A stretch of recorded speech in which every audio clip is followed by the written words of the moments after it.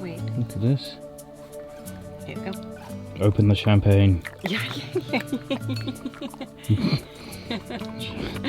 What a place to just be chilling here with this.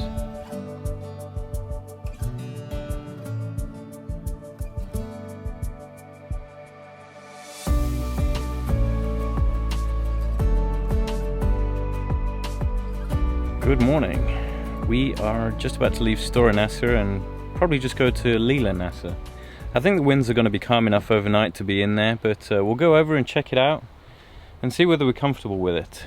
But we've got the Madonna mics on again. These make it nice and easy for me and Tanya to communicate with each other. She's up on shore at the moment reading something. We'll get out of here from this sort of tight little anchorage spot. Remember, there's a rock over there we need to avoid, but actually it got nice and easy this morning because there's no boats on our port side over there, so this should be relatively straightforward, but never say that with too much confidence. Always find some wood to touch.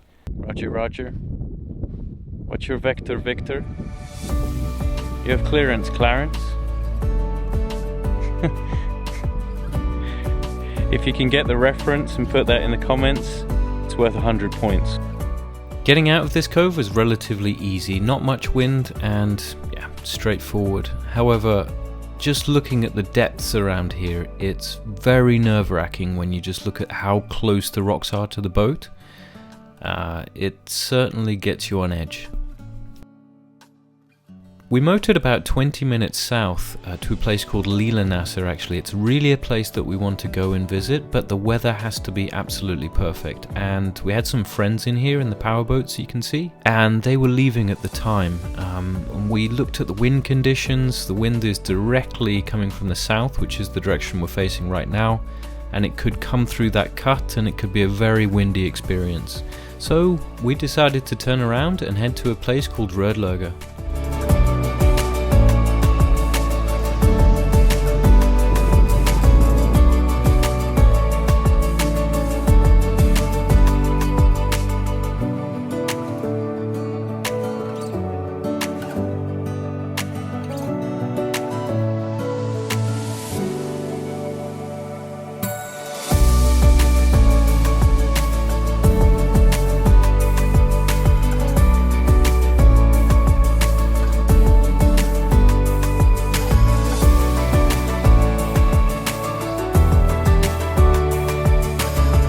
Going into Rödlöga is actually quite pretty. There's many little places and little coves that you can put the boat in if you want to, but the main area is just coming through this passage towards the east side here.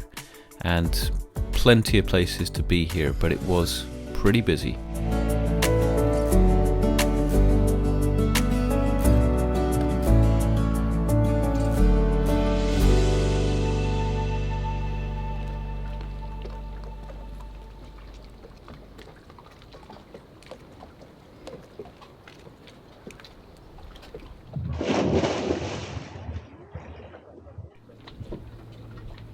This Mexican Night again.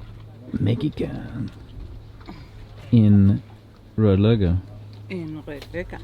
Things were extremely busy when we arrived, and that was just at 3 o'clock. We only just got this space, just on the end of a rock here, you know, and then a couple of other boats come to join us as well.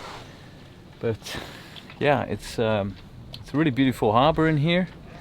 As usual, we always say the same thing, it's beautiful, but it is rammed with boats at the moment. I was surprised because, what is the date now? It is the 10th of August, and there's still a lot of people out in the archipelago. And it's not as protected as I thought it would be. Yeah, but the wind's slightly westerly as well, I think. Slightly Not more. as predicted. Oh. It's like Mexican boats. They are actually called boats.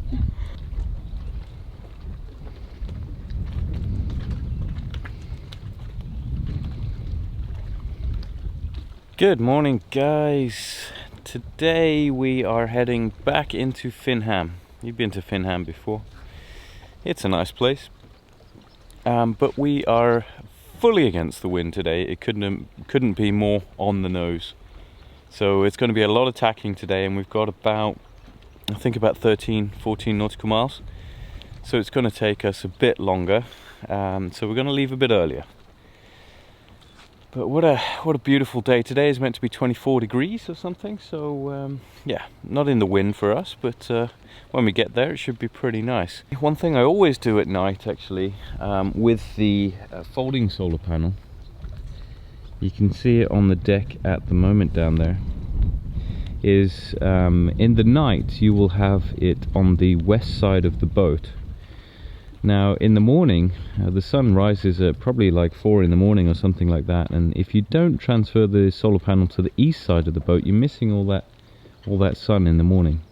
So just before you go to bed at night, just move it from one side of the boat to the other, and you're going to get that sun early in the morning as well to charge some of the batteries. Up here in Rödlöga, the restrictions on dogs are a little more lax, so yes, you're meant to have the dogs on the lead, but Ollie doesn't stray too far, and there's not too many people he can terrorize this morning, so he can have a little run around, a little explore. It's always nice. But yeah, this is a super nice place, actually. Another super nice place. I don't think I've ever found a bad place particularly, but wish we had a little more time to explore, but it's been nice to come here and a nice place to visit. There's a little island out there that you can moor around as well, and there's a little stone footpath being created so you can get to the boats. Well guys, this is going to be a little bit of a tricky exit this morning. We've got a wind on the broadside at about 11 or 12 knots, and we've got a lot of boats also on the not the windward side, what is that, the leeward side. And yeah, so things are going to have to move relatively quickly. I can just hear Tanya in the headset right now saying, come here, because she's chasing the dog down up there. But he needs to do his thing before we set sail. So yeah, but you know, if worst comes to worst, I'll just have to leave Tanya ashore and she can sort out the ropes here. We can take off one of these ropes, and then I can just reverse out pretty quick and then maybe come back and pick her up from any other location, basically. And sometimes that's a safer way, rather than stressing to get someone on the boat and then the stern slowly drifting into other people's boats. So we'll see how it is. We might get a little bit of help as well, but there's only limited help that other people can give, because of course if they try and hold the boat, they're going to be pulling their boat into ours, and it's just not going to work. So we just got to reverse out, get some speed under the rudder, and then yeah, fix it from there. So actually, just looking at this situation up at the front here, I think the best method is to actually take this long line and replace the short line there, so we can double it and go back to the boat. And that way actually Tanya can sit on the front of the boat and she can slip the line through without actually having to be ashore to hold the boat up to windward. Now there is a risk, of course, because we've got the rock on the right side, that the boat will swing towards the right into the rock, but using the bow thruster I can keep it a bit left until Tanya slips the line, and then we can sort of crab our way out, you know. The great thing about having a bow thruster is you can sort of, if you really want to, you can move the boat sort of sideways when you go backwards. If you have the rudder to one side and the bow thruster also on, you can crab the boat sideways against the wind.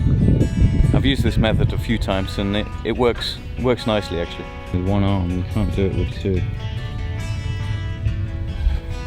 I gotta help him. Getting out wasn't too bad again, the wind wasn't too strong, but it's better to be prepared for the worst. And if you dawdle around and you're not confident in what you're doing and you don't keep any speed past the rudder, you're going to end up drifting, and that can really cause you problems.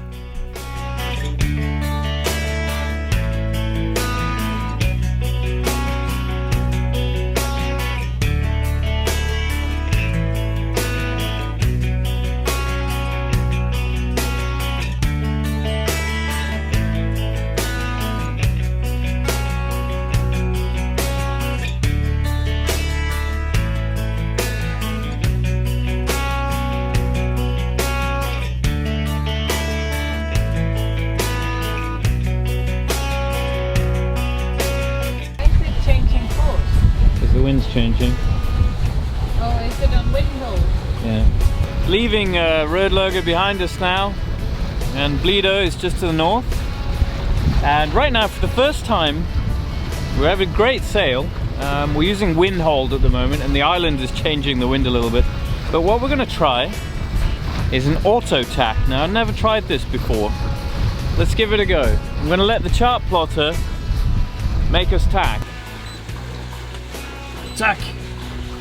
Oh. Okay. Tack! Start. Okay, this is really scary.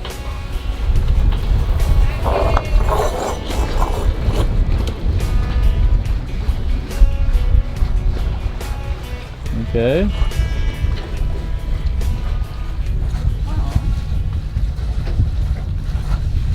It's a bit slow, but it's very controlled. Kind of worked. Yeah, it worked. The only problem is that I think we've come a little too close to this island now. So we've lost all our wind. We're down to 7 knots of wind now when we just had 12, so... When did I say to tack? Yeah, but we're going to make it through the passage in one tack at least, but... Yeah, that... I think we have to do some manual steering though. Did I tell you to tack it?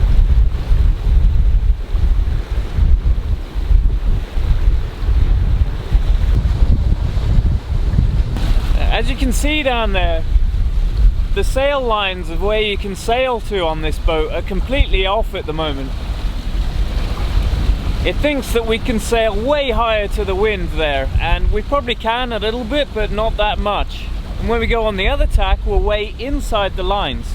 I think they're called sail lines anyway. It just displays the no-go area of where you can sail to off the wind. So we're just figuring that out now, just to see if there's actually an adjustment there. I'm pretty sure there is, just got to learn a little bit about it. You can see up there how close the wind is. However, the sail line down here thinks that we can go to starboard there. Probably about another 10 degrees, and that's not going to happen.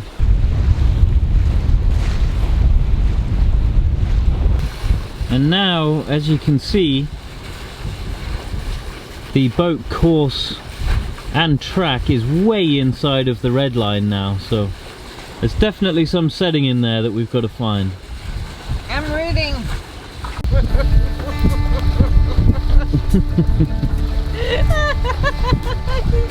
You got mental link on you. You got mental. Hello, Ollie Dolly. Yeah, you got mental.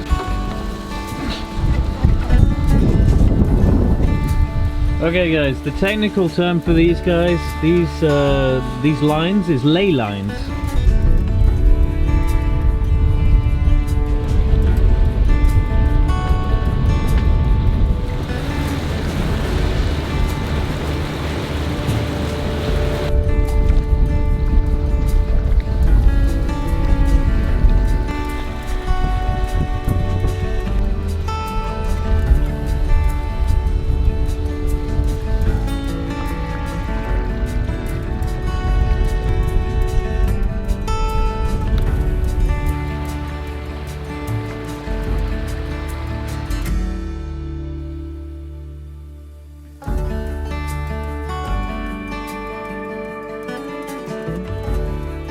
Even though there are a lot of buoys to tie to at Finham, sometimes it's necessary to lay an anchor to get the boat straight with the other boats. You can see here there's a buoy to our port side, but if we was to take this buoy, the stern of the boat would end up on the little boat to the left you can see there, and it wouldn't be in line with the boats at all. So we lay the anchor slightly upwind, and this really ensures the boat's gonna stay straight. And it's important as well just to make sure that you don't drop your anchor on someone else's anchor or cross the lines.